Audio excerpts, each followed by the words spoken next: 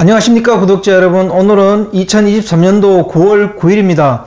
오늘 화물차 번호판 시세 좀 알아보고 가겠습니다. 먼저 대표님 본인 소개 좀 해주세요. 예, 안녕하세요. 전국구 영업용 칼산상사 이원복입니다. 네, 대표님. 예. 요즘 일교차가 심합니다. 예. 아침 저녁으로 딱 좋은 날씨잖아요. 네. 예. 몸 관리 잘 하셔야 될 것 같아요. 예. 그래서 짬짬이 운동도 많이 하고 있어요. 네. 예. 그럼 오늘 번호판 시세 좀 한번 알려주세요. 예. 개인 소형부터 말씀드릴게요. 개인 소형은 1.5톤 이하 0.5톤까지를 개인 소형이라고 그러거든요. 전주와 동일하게 2,780만 원에 거래되고 있고요. 개인 중형, 개인 중형은 1.5톤 이상 16톤까지를 개인 중형이라고 그러는데 전주와 동일하게 2,750만 원에 거래되고 있습니다. 그 다음에 일반 5톤은 3,300만 원, 그 다음에 일반 11톤은 3,500만 원, 25톤 개인은 3,600만 원, 25톤 일반은 3,800만 원. 출애라는 시중에 매물이 거의 없는 상태예요. 예. 네. 그럼 개인 소형과 개인 중형은 전주와 비교했을 때 그대로인가요? 예. 전주와 동일하게 소형은 2,780만 원, 중형은 2,750만 원 선에 꾸준히 거래되고 있습니다. 네. 예. 그럼 물동량은 어떻습니까, 최근에? 예. 물동량은 찬바람이 불면서 좀 경기가 좀 나아지는 기미가 보이니까 거래량도 좀 많아지고 번호판 사고 파는 시세도 좀 많아지는 거예요. 네. 예. 그럼 이번 주는 전주와 비교했을 때 번호판 거래량은 어떻습니까? 전주에 비교해서 거래량도 소형이 12대 정도 나갔는데 한 3대 정도 더 추가됐고요. 네. 개인 중형은 2대, 3대꼴로 그것도 기지개를 켜고 있어요. 예. 카카오 화물차 시장 진입에 대한 뭐 최근 소식이 좀 있습니까? 기사분들이 준비들을 많이 하시더라고. 지금 앱을 많이 휴대폰에 깔고 계시더라고요. 그리고 발표만 나오면 바로 시작할 것 같아요. 지금 앱에 카카오에서 기사분들을 계속 모집 중이에요. 예. 기사님들은 카카오가 화물차 시장에 진입하는 걸 어떻게 바라보던가요? 기사분들은 대환영이죠. 일단 수수료 관계가 낮아질 게 분명하니까 그게 기대감을 많이 갖고 계시더라고요. 예. 그럼 화물차 사태 이후에 정부 발표 뭐 그런 소식이 있습니까? 요즘은 특별한 소식이 없고 지지부진하고 마지노선이 10월 달이라고 하니까 그때까지 저희도 기다리는 입장이에요. 뭐 뚜렷한 그 발표나 뭐 이슈가 지금 나오질 않고 있어요. 예. 정부에서 불법 지입 회사들의 피해 신고를 받았잖아요. 예. 그 처리 관계도 아무 발표가 없나요? 발표가 없이 지금 지지부진하고 그렇게 가고 있어요. 예. 그럼 번호판 장사만 하던 지입회사들은 최근 어떻게 움직이고 있어요? 10월 달을 대비해서 전에 수수료 받던 거를 음성적으로 받는 회사도 있고 안 받는 회사도 있어요. 요즘은. 전에는 수수료 명목으로 500만 원, 700만 원 이렇게 받던 걸 요즘은 거의 안 받는다고 보시면 돼요. 그냥 임대료만 받더라고. 임대료만 월 22만 원, 23만 원, 25만 원 이 선에 임대료만 받고 임대를 해 주시더라고요. 예. 그럼 지입회사들이 많이 정화가 됐다는 얘기인가요?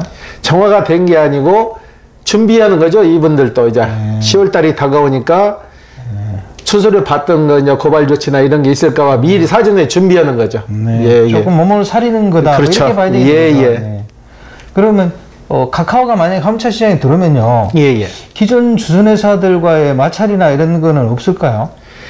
근데 마찰이랄 것도 없죠. 일반 주선사들은 주선사대로 자기네 거래처가 있으니까 흘러가는 거고 카카오에서 들어오면은 다른 큰 시장망이 형성되는 거잖아요. 그래서 이제 경쟁이 되겠죠. 그동안 주선사들이 앱을 사용해서 했을 때 23%씩 뛰던 게 아무래도 카카오에서 하면은 그렇게 큰 폭리는 취하지 않을 거 아니에요. 그 기대 심리들을 많이 가지고 계시더라고. 빨리 카카오에서 진입을 해서 시장을 좀 활성화시켜 광범위하게 시장망을 좀 구축해 줬으면 하는 바람이더라고요. 예. 카카오 시장에 들어와서 좀 기사분들한테 좀 도움이 됐으면 좋겠습니다. 그죠? 그러면요.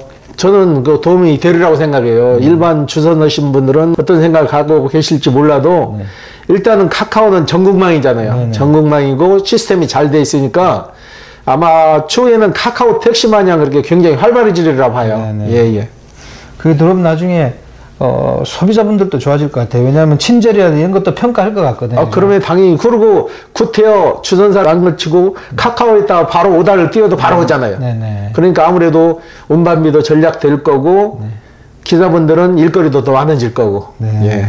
그리고 또 그 화물차 신차 출고 문제요. 예, 예. 이거는 요즘 어떻습니까? 화물차는 신차가 거의 중지 상태예요. 네네네. 기존에 신청해 놓던 차량들 거의 1년 막 이 정도 된 차들이 한 대씩 나오는 거예요. 네네.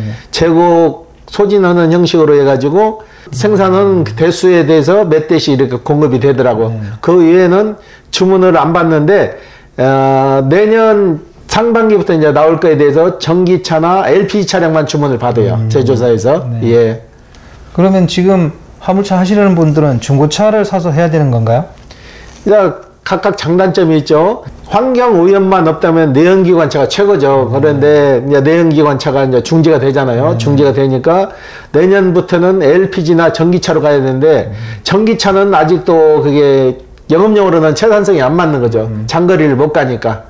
그래서 가스차로 이제 가야 되는데 내연기관차를 살 수 있다면 내연기관차가 최고인 거죠. 근데 지금 이제 생산이 안 되니까 기존에 이제 중고차 시장에서 새 차 같은 중고차를 찾아야 되는 거죠. 예, 예. 앞부분에 좀 제가 생각했던 걸 다시 한번 물어야 되는데 그 부분을 좀 빠뜨린 것 같습니다. 예, 예. 만약 화물차 시장에서 지배사들이 없어지면 어떤 문제가 있을까요? 화물차 시장에서 지입차가 없어진다 하더라도 일반 그 물동량은 지입차가 없어지더라도 그 번호가 없어지는 건 아니잖아요. 네네. 어차피 기사분을 모집해서 지입차들도 나름대로 운영을 할 거고 네네네. 시장 돌아가는 것은 똑같아요. 네. 없어질 수도 없는 문제고. 네. 예, 예. 화물차 사태 이후에 가장 피해를 본 게 개인 소형하고 개인 중형 차주들인가요? 개인 소형도 피해는 있었지만은 개인 중형이나 대형이 피해가 많았었죠. 난방값이 한꺼번에 막 1,000만 원씩 뚝뚝뚝뚝 떨어져 버렸잖아요. 근데 지금 회복은 더디잖아요. 개인 소형은 그래도 꾸준히 회복세로 돌아서는데 중형이나 대형은 아직 회복세에 들어서려면 멀었어요. 예, 예.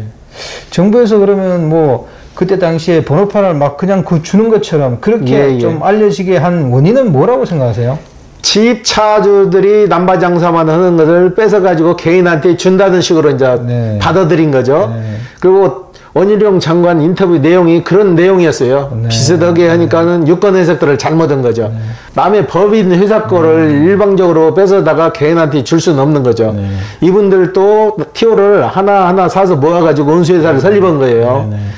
기존에는 전에는 뭐 쉽게 말해서 100대가 있다면 증차도 받았겠죠. 증차분을 해서 100대를 우수업체로 뽑으면 뭐 거기 몇 프로에서 증차를 해서 계속 티오가 늘어난 것도 있지만은 하나하나 사서 모은 것도 많이 있다고요.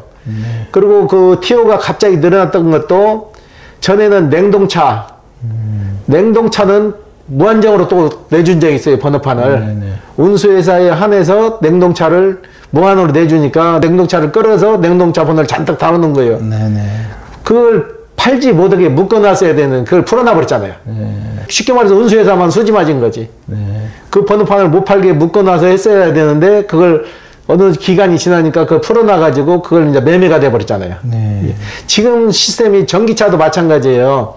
그런 기대감들을 많이 갖고 계시는데 초기에 전기차 나왔던 거 있거든요. 구청마다 전기차만 신청하면 자격 조건만 되면은 영업용 번호판을 다 내줬다고. 근데 지금 그 전기차를 하시는 분들이 그런 기대 심리를 갖고 있는 거예요. 전에 냉동차도 갖고 있다 보니까는 개인한테 다 돌려줘갖고 그 판매가 됐는데 지금 전기차도 그렇게 되지 않을까. 그런 기대 심리를 많이들 가지고 계시더라고. 예, 예. 뭐 화물차를 하시려는 분들은 번호판을 막 주면 좋겠지만 이건 개인 재산이기 때문에 절대 그렇게 생각하면 안 될 문제 같습니다. 그렇죠.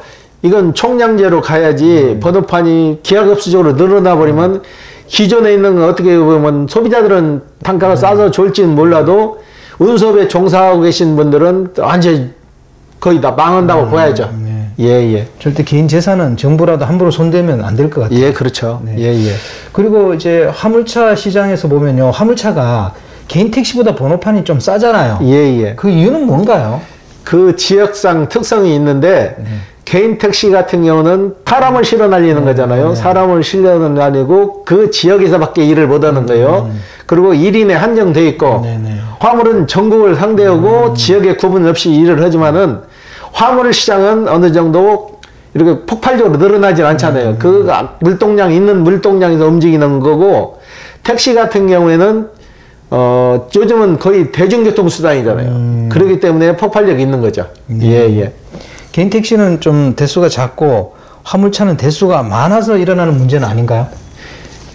화물차가 인구 비례해서 대수가 그렇게 많다고 생각지는 않아요. 네네. 적정 수준에 그 묶여져서 동결을 시켰기 때문에요. 개인 택시는 그 지역의 인구수 곱해서 계산을 하잖아요. 네네.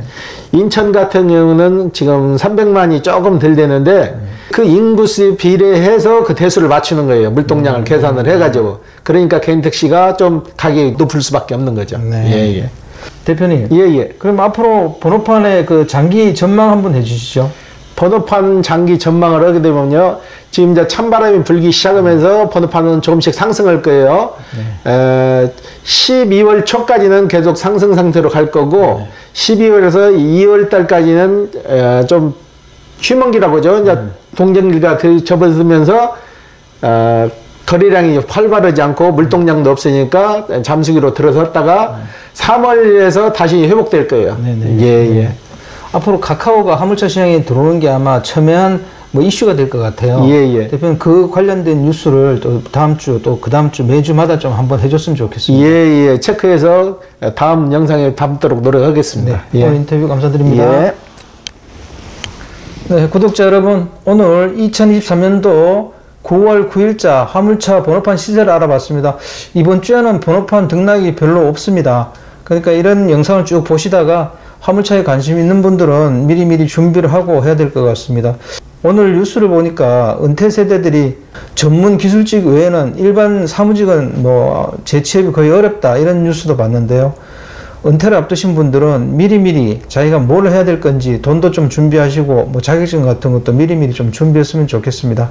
자, 호화제는 다음 주에 또 다른 주제로 구독자 여러분 찾아가겠습니다. 안녕히 계십시오. 호화제였습니다.